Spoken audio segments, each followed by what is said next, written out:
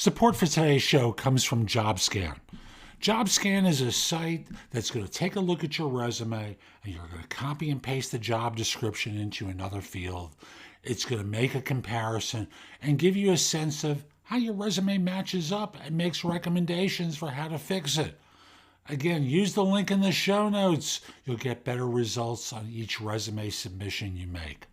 And with that, we'll be back in one moment.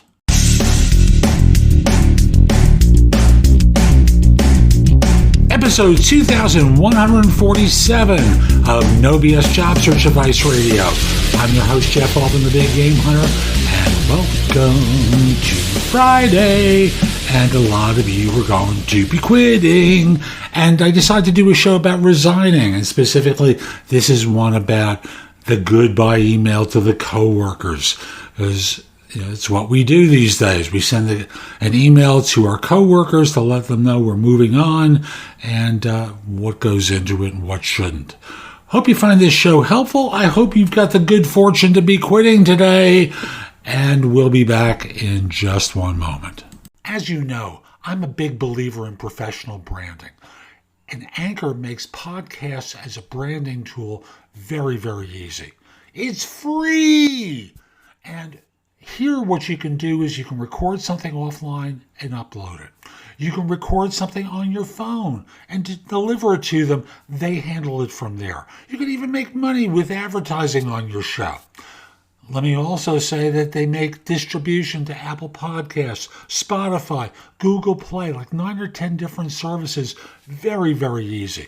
So if you're interested in exploring podcasting or you have an existing podcast of your own, move it over to Anchor, start a podcast here. You won't regret it. The goodbye email. You've gotten to the point where you've resigned your job. You want to let people know that you're leaving. What do you do? What do you communicate? What do you say?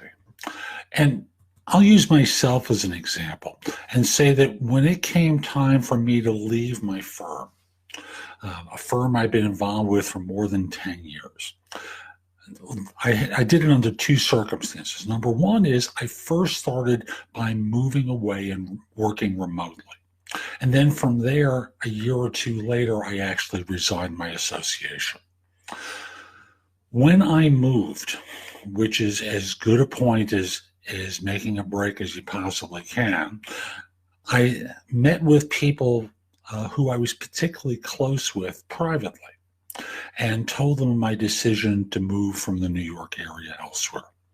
And I thought that was a good approach to take because we had a personal relationship.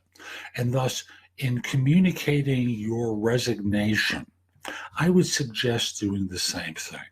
Meeting with individuals who you're particularly close with and say, tomorrow I'm walking in and resigning. And I just want to give you a heads up because, we've been close for a long time, and I didn't want you finding out through the grapevine that I was leaving. And you just talk from your heart about what the relationship has meant to you during that time. Then there's everyone else. Now, I was working for a 35 person firm, and many of the people I had known for a long time, and there were certainly quite a few others. So what I did was I called the ones I was close with and sent an email to the others. And from there, what I wrote, and I don't actually have access to it, but I found something that was pretty similar on themuse.com. If you're not familiar with the site, it's one that it provides a lot of good information for job hunters.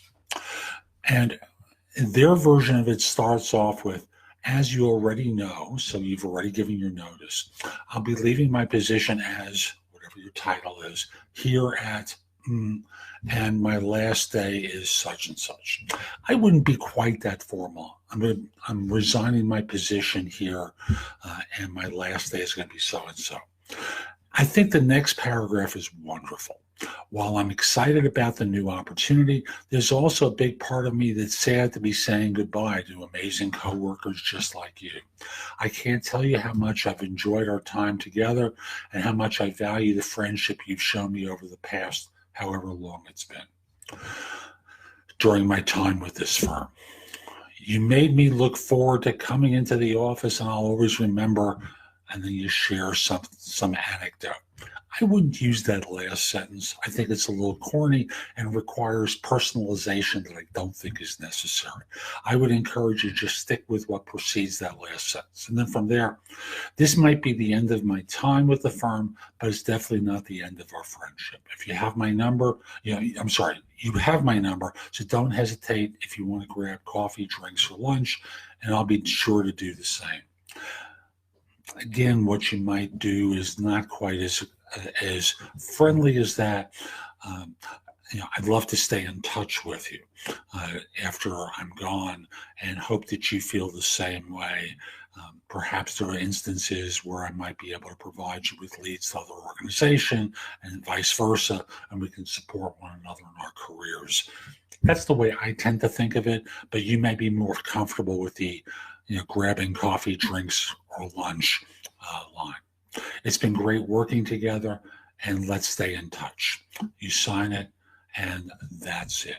It doesn't have to be a big production. Like, I worked at a firm where every time someone resigned, it was the office-wide email that was a little too much.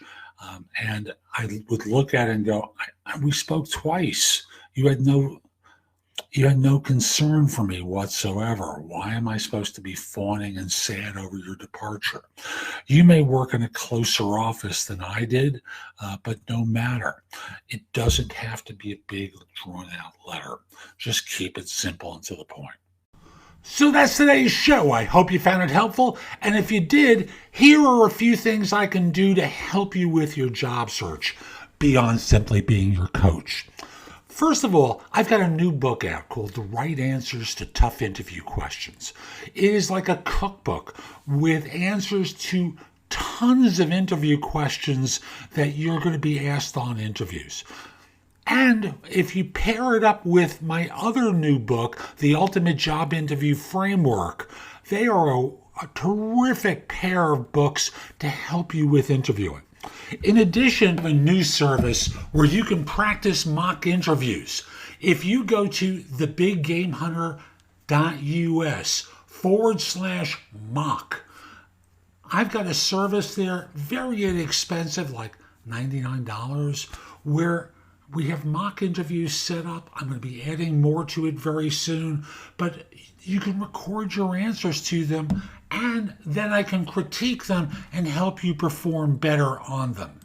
You probably have noticed my show notes are pretty thorough with products and services that can help you with your search. And connect with me on LinkedIn at linkedin.com/in/thebiggamehunter. Lastly, my website has a ton of great information. That's thebiggamehunter.us. Now, if you're not ready to go there and go through the blog, put the address in your phone, thebiggamehunter.us, Jeff Altman. So this way, when you're ready to go, you have a way of getting back to my website. Hope you have a terrific day, and most importantly, be great!